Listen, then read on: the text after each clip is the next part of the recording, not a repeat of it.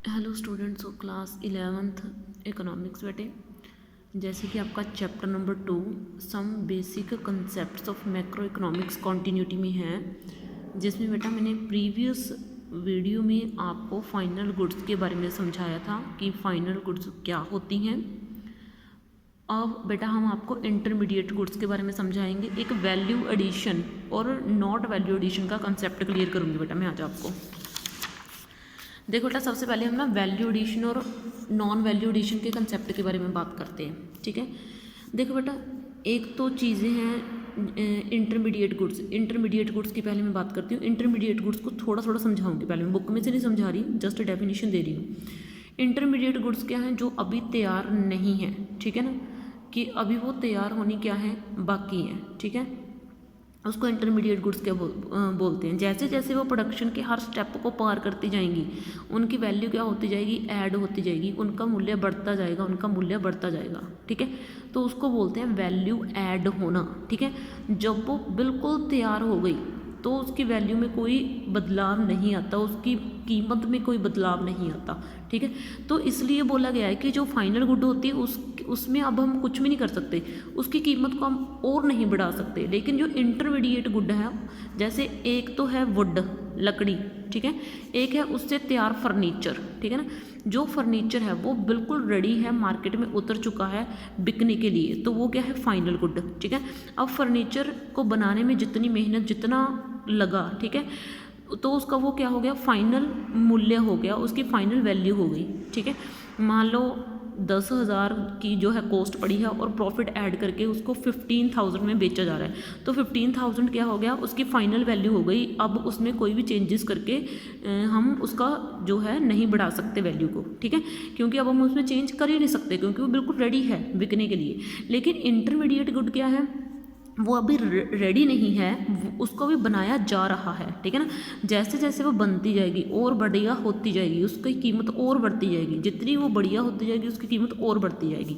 तो ये होता है वैल्यू एडिशन और नॉट वैल्यू एडिशन का कंसेप्ट, कि जो फाइनल गुड है वो रेडी है, उसकी कीमत नहीं बदली जा सकती। लेकिन इंटरमीडिएट गुड अभी रेडी नहीं है, तो उसकी कीमत में बढ़ोतरी आती जाएगी, ठीक है ना। उसकी हर एक स्टेप में कीमत बढ़ती जाएगी, ठीक है ना। जैसे लकड़ी है, लकड़ी जैसे रफ़ है तो उसकी कुछ भी कीमत नहीं होती, लेकिन जैसे जैसे उसको निखारा जाता है, उसको प्रोडक्शन के प्रोसेस में से पार कराया जाता है, उसमें से चेयर बनती हैं, उसमें से टेबल बनती हैं और सोफ़े फर्नीचर बनता है, उसकी कीमत उतनी हाई होती चली जाती है, ठीक है। तो उसको बोलते हैं बेटा।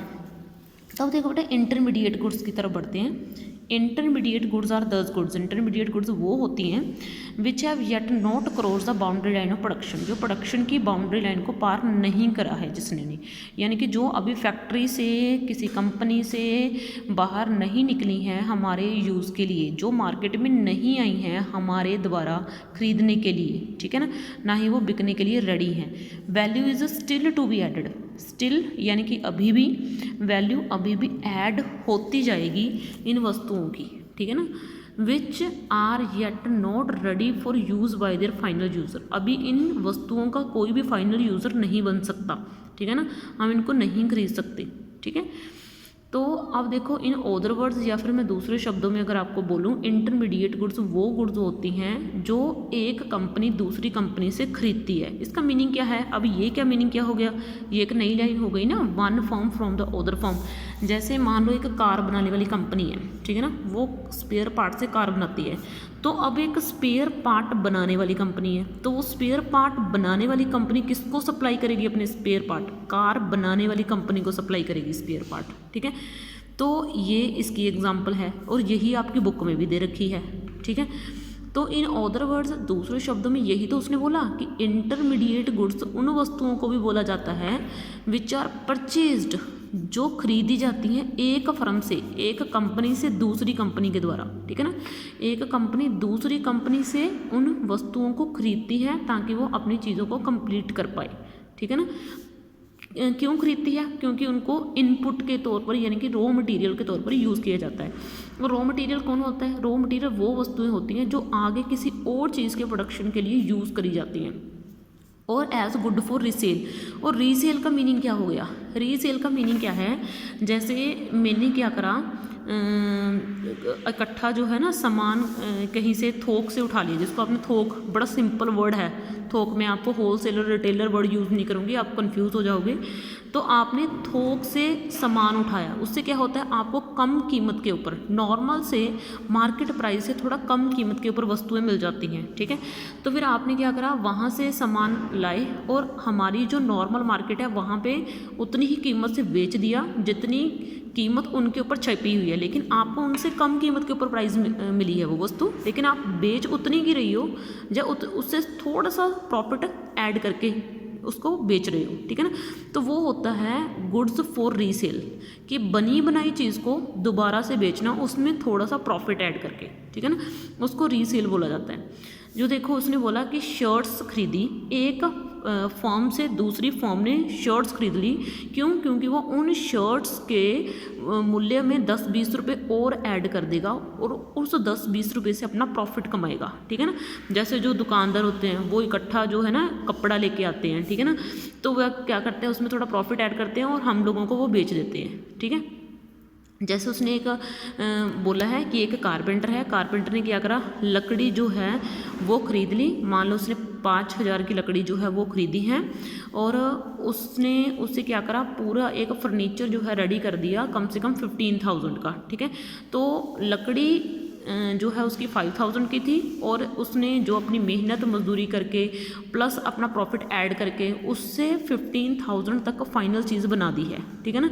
तो मतलब चीज़ों को समझना कि उसमें प्राइस कितना ऐड हो गया, 10,000 रुपीज़। तो ये प्राइस एडिशन का कंसेप्ट है बेटे, ठीक है ना। और ये इंटरमीडिएट गुड और फाइनल गुड दोनों में ही मैटर करता है, ठीक है। तो अब देखो बेटा, अब उसने ये बोला, क्या एक ही वस्तु फाइनल गुड और इंटरमीडिएट गुड दोनों हो सकती है। फाइनल गुड क्या होगी, जिसको हम डायरेक्ट यूज़ कर लेते हैं अपने के लिए। इंटरमीडिएट गुड क्या हो गई, जिसको हम किसी दूसरी वस्तु को बनाने के लिए यूज़ करते हैं। तो क्या कोई ऐसी वस्तु है जिसको हम डायरेक्ट भी यूज़ कर सकते हैं और किसी दूसरी वस्तु को बनाने के लिए भी यूज़ कर सकते हैं, ठीक है ना। अगर मैं आपको बोलूँ कि आप बताओ, तो आप बोलोगे कि ऐसी तो बहुत सी वस्तुएं हैं जिनको हम डायरेक्ट भी यूज़ कर सकते हैं और किसी दूसरी चीज़ को बनाने के लिए भी यूज़ कर सकते हैं, ठीक है ना। इसमें सबसे पहले तो आपके क्या आ गई, आपके फ्रूट्स ही आ गए।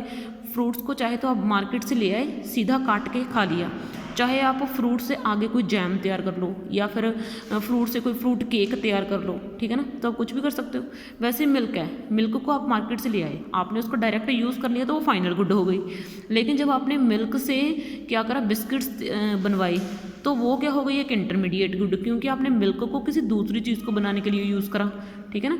तो इसलिए उसने बोला कि जो सेम गुड है, एक ही गुड फाइनल गुड भी हो सकती है और इंटरमीडिएट गुड भी हो सकती है, ठीक है ना। तो ये देखो, it is not possible to name, तो ये नेम लेना मुश्किल जो है बहुत नहीं है कि एक ही गुड फाइनल भी हो और एक इंटरमीडिएट गुड भी हो, क्योंकि ऐसी तो ढेरों वस्तुएं हैं, वो डिपेंड करते हैं कि आप उसको कैसे यूज़ कर रहे हो, ठीक है ना। और उसने शुगर की एग्जांपल दी है, ठीक है ना। शुगर की एग्जांपल दिया कि आप जब घर में शुगर लेके आए, आप जब चीनी लेके आए, जब आप मिल्क में घोल के उसको ना मिल्क में ऑब्जर्व करके उसको डायरेक्ट यूज़ कर रहे हो तो वो एक फाइनल गुड हो गई। लेकिन जब आप उसी शुगर से कोई बिस्किट वगैरह कोई केक वगैरह रेडी कर रहे हो तो वो इंटरमीडिएट गुड हो गई, ठीक है। तो इसके साथ ही बेटा मैंने आपको जो है ना आपका इंटरमीडिएट गुड का कंसेप्ट क्लियर करवा दिया है, ठीक है। अब देखो बेटा, आपको इनके बीच का जो है वो डिफरेंस अच्छे से करना है, ठीक है। इंटरमीडिएट गुड और फाइनल गुड के बीच का डिफरेंस, ये बेटा काफ़ी इंपॉर्टेंट है, क्योंकि CBSE में डिफरेंस अकेले 12 मार्क्स के आते हैं बेटा, सिर्फ डिफरेंस बेस्ड क्वेश्चंस। और ये बहुत इजी है, जितना भी आपने कंसेप्ट पढ़ा इंटरमीडिएट गुड का और जितना भी आपने कंसेप्ट पढ़ा किसका, फाइनल गुड का, उन दोनों की नॉलेज के बेसिस के ऊपर इन दोनों के बीच में डिस्टिंक्शन करनी है बेटा, ठीक है। तो एक बार मैं आपको ज़रा पढ़ के समझा देती हूँ, लेकिन वैसे हमने सारा कंसेप्ट समझ लिया है, ठीक है। तो देखो बेटा, इंटरमीडिएट गुड्स, पहले मैं इंटरमीडिएट गुड्स की तरफ जाती हूँ, फिर फाइनल गुड्स की तरफ। तो देखो, दीज गुड्स रिमेन मीन्स रहती हैं, विदिन अंदर, the boundary line of production, ये प्रोडक्शन की बाउंड्री लाइन के अंदर ही हैं, ठीक है ना, फैक्ट्री इंडस्ट्री के अंदर ही हैं और फाइनल यूज़र के द्वारा नहीं रेडी हैं यूज़ करने के लिए, ठीक है ना। ये गुड्स जो हैं रॉ मटेरियल के तौर पर यूज़ की जाती हैं किन्हीं और वस्तुओं का प्रोडक्शन करने के लिए, क्योंकि इंटरमीडिएट गुड तो मैंने अभी आपको समझाया कि मैंने एक चीज़ से दूसरी चीज़ रेडी जब करनी है तो इंटरमीडिएट गुड में वो काउंट होगी। जैसे स्पेयर पार्ट्स हैं, स्पेयर पार्ट से मैंने कार तैयार करनी है तो वो स्पेयर पार्ट्स क्या हैं, वो इंटरमीडिएट हैं, ठीक है ना, अभी वो रेडी नहीं है यूज़ करने के लिए। ऐसा थोड़ी है कि मैं गाड़ी की जगह पर स्पेयर पार्ट्स खरीद लूँगी, ठीक है ना, मुझे गाड़ी चाहिए तो गाड़ी वाले को स्पेयर पार्ट चाहिए, ठीक है ना, तो वो कहाँ से खरीदेगा, जो स्पेयर पार्ट बनाने वाली कंपनी है। तो स्पेयर पार्ट्स क्या हो गए, इंटरमीडिएट गुड्स हो गई, ठीक है। These goods may be resold by firm for profit. जैसे मैंने अभी आपको समझाया कि कभी हम बनी बनाई चीज़ें भी खरीद लेते हैं, क्यों, क्योंकि हम उसको प्रॉफिट के लिए बेचना चाहते हैं, ठीक है। Value is yet to be added to these goods. जो इंटरमीडिएट गुड्स होती हैं इनकी कीमत बढ़ती रहती है जैसे जैसे वो प्रोडक्शन के प्रोसेस को पार करती रहती हैं, ठीक है। और जो इंटरमीडिएट गुड्स के ऊपर प्रोड्यूसर्स खर्च करते हैं उनको खरीदने के लिए जो खर्च करेंगे प्रोड्यूसर्स इंटरमीडिएट गुड्स को, यानी कि रॉ मटेरियल को खरीदने के लिए जो खर्च करेंगे उसको हम बोलेंगे इंटरमीडिएट कॉस्ट, ठीक है। ये देखो बेटा, अब ये जो इंटरमीडिएट गुड है इसका नेशनल इनकम में कोई रोल नहीं होता, क्योंकि अभी तो ये रेडी नहीं है, अभी जब उनको बेचना ही नहीं है तो ये नेशनल इनकम में क्या पार्ट देंगी, बिल्कुल ज़ीरो है इनका पार्ट, ठीक है। अब देखो बेटा फाइनल गुड, तो these goods are outside the boundary line of production. ये प्रोडक्शन की बाउंड्री लाइन से बाहर आ चुकी हैं और अपने फाइनल यूज़र के द्वारा यूज़ करने के लिए रेडी हैं।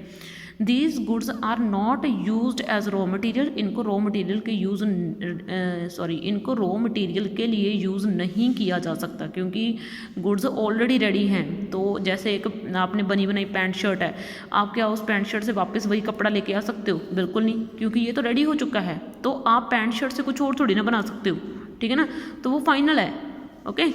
तो these goods are not resold by the firm. Firm इनको कभी भी और प्रॉफिट के लिए आगे नहीं बेचता, ये डायरेक्ट कंज्यूमर्स को बेचता है, ठीक है।